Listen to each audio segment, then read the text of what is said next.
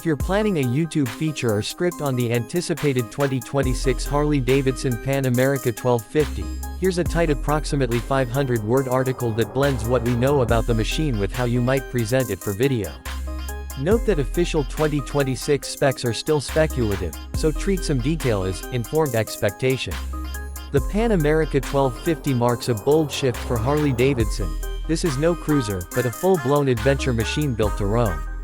At its heart lies the liquid-cooled 1252cc Revolution Max V twin engine that already puts out around 150 horsepower and 125 Nm of torque in current versions. For the 2026 model, enhancements are rumored: refined electronics, lighter components, fresh colors, perhaps a more comfortable ergos package. The upshot: this bike aims to satisfy both long-distance touring and some serious off-road capability. From the rider's perch you'll notice the tall stance, commanding view and a design language that echoes Harley-Davidson's heritage but says, "Adventure," loud and clear. The 2026 iteration looks to refine ergonomics with slightly improved access, a more intuitive interface and enhanced rider aids.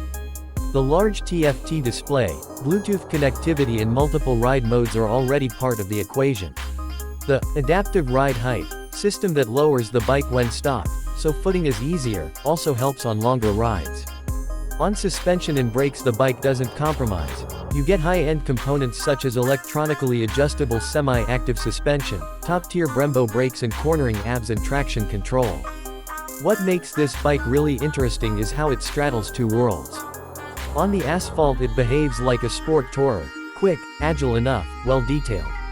Off-road it's more rugged than most traditional Harleys. Skid plate, high clearance, off-road modes and the kind of versatility that opens up dirt tracks as well as highways. That said, it isn't a light dirt bike, it carries weight. Some reviews flag that the ground clearance and travel aren't as radical as hardcore adventurers' machines.